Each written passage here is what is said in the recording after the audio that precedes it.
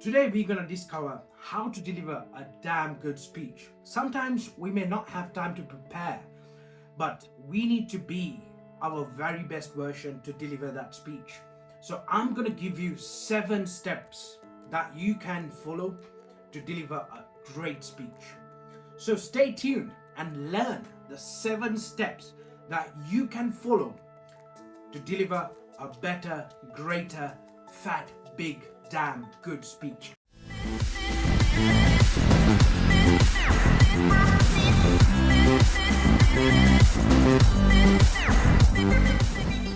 A recent research conducted by universities concluded that for the first 5 minutes we will give our 100% attention, but the next 10 minutes we will have daydreams, and next 15 minutes, do you know what's going to happen? They found out we're going to have sexual fantasies. So what we are going to do is we're going to understand when we are delivering that speech how we can keep our audience engaged. Now the 7 steps, easy to remember, how we can create a structure and how we can master the topic, and then how we can bring in storytelling, and then how we can interact with the audience. Like you and me having this conversation today, you can always use the comments area to come up with your questions. And let me take this time to ask you if you have any suggestions that the videos that you would like to see from my channel. Please make sure that you comment below so that I will look into it and I will make sure that we deliver the topics and sessions with regards to your concerns as well. And then the body language is the next key thing. How you can trust yourself. As humans, we will make mistakes. So how we can learn from the mistakes that we did in the last speeches and how we can incorporate our learnings. So the first step would be the structure. Now, most of the time, most of us will have this great big idea that we are ready to deliver that presentation or the speech. It can be in a corporate setting, or it can even be on a personal note, in a personal conversation, or it can be for a large audience face to face. That mind map that we have in the back of our head, we need to make sure that we write that blueprint.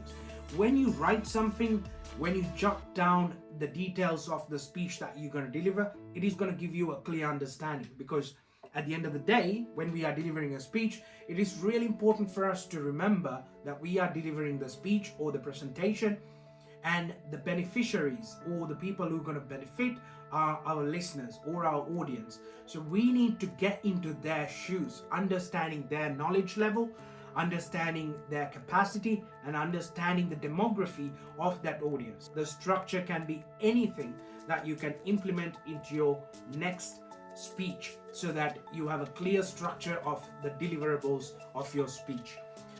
Now, it can be something like notes, or it can be something like Microsoft Word. It can be a piece of paper. So I would rather write it down in a section and then subsections. So in that way, I will remember this is what I need to deliver. And then there are no frustrations at the end of the day because everything is covered. And if not, it is worth you having that conversation with one of your colleagues or your friends to get their input. This is what I'm going to cover in my speech. And then do you think, is there anything missing? If anything missing, it is a time for you to revise.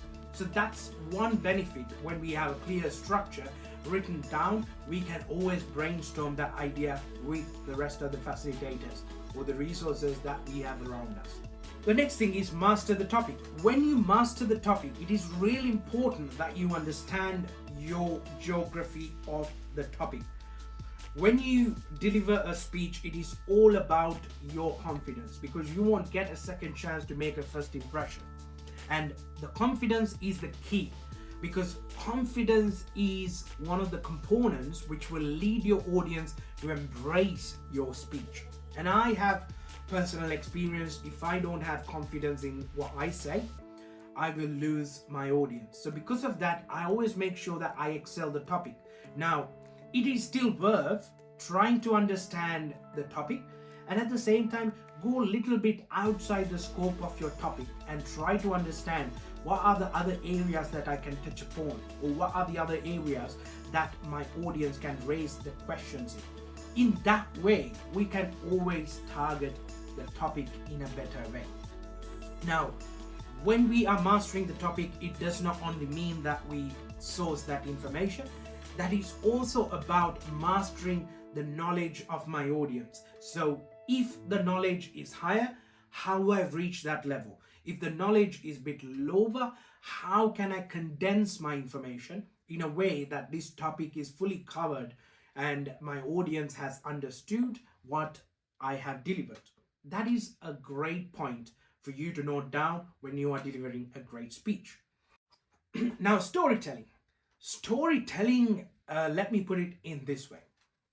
Now, when we were small, when our grandparents or when our parents, when they say, once upon a time, I know the infants, babies, and the little ones, they will take a pillow and they will come forward. They will prepare themselves to listen to that story. But there is an adult way of saying that once upon a time, because in a speech, when you are delivering to an adult audience, you cannot say once upon a time, but there are ways you can do it. If you observe the speeches given by great people like Steve Jobs, Martin Luther King, Abraham Lincoln, and even the great speakers like Barack Obama, they try to bring a story which will relate to the larger group. As an example, if you go back to Obama's first election win as the president, he bring the story of Ann Nixon Cooper. Now, Ann Nixon Cooper's story is a very rare story, but that story can relate to the rest of the audiences from the way that he explained how she saw this world and how the world transitioned. So it will help you to achieve more credibility towards your speech, and at the same time it will help the audience to take a moment and think and sink in and understand, you know what, I think I would be the same. Interaction with the audience, now it's a two-way line, because in a pre-COVID world, we always thought, yeah, delivering a speech, it should be on a stage for a larger audience so that you can pop questions and you can even deliver notes so that they can come up with the suggestions. But now, in a post-COVID world, yes, we use different things like question parks, but how we can use the things like question parks when it comes to a virtual environment like Google Meet or Microsoft Teams or Zoom, we can use the chat function, and in the chat function you can tell your audience, you can use it as a question park, you can post your questions. Once the presentation is completed, I'm more than happy to have a look, and top 5 questions I will answer. You can incorporate tools online as well. There are things like Lean Coffee, especially we use them kind of tools when it comes to software development, agile kind of things, but it doesn't mean that you can't use it for other things. So Lean Coffee is another great tool that you can use. And when you are delivering presentations, you can use Genially. Genially is a very interactive presentation tool, but you can use it to enhance the productivity of the presentation that you deliver. And now, if you are in a crowd, you can always have the eye contact. You can always ask the questions from the audience, and depending on an answer, you can elaborate the rest of the speech. So that's another good way how you can keep the interaction of the audience. Now, body language. Now, if we observe great speakers, they always have the confidence. It's not only the words, but it is the body language. Some of them, they are very still, but when you look at their facial expressions, you always will get the idea, you know what, this is credible, and at the same time, this is amazing. So you want to hear more. And some speakers, they are very interactive, their body language is very positive, and their body language delivers a great message. As an example, a recent comedian who delivers speeches, let's say Kevin Hart. Kevin Hart has that ability, you know, he has a bottle of water, and then at the same time he is in a podium, and on the podium he'll have a mic, but he will even take that mic off and he'll walk to the other end of the stage and while asking the questions. So this is another great way that audience feel, you know what, this speaker cares for us. This speaker comes to us to ask the questions. And at the same time, if you have synced in nicely with your speech, you know what are the epic moments that you need to act. and then physically your body language will reflect automatically the epic moments of your speech. So have that body language that you deliver a positive, great, active, engaging message to your audience. Finally, above all, we have to trust ourselves, right? If we don't trust ourselves, nobody will trust. The speech and the great success starts with us, with you. So if that's what you want, you have to trust yourself. You have to believe your instincts. Now, we can prepare ourselves for many days. We can prepare ourselves with so much of information, but when the day comes, we will still have that shyness. Not everyone can deliver a speech for a larger audience. We know that, right? There are things we need to work on. Life is a work in progress. That's one thing we always understand.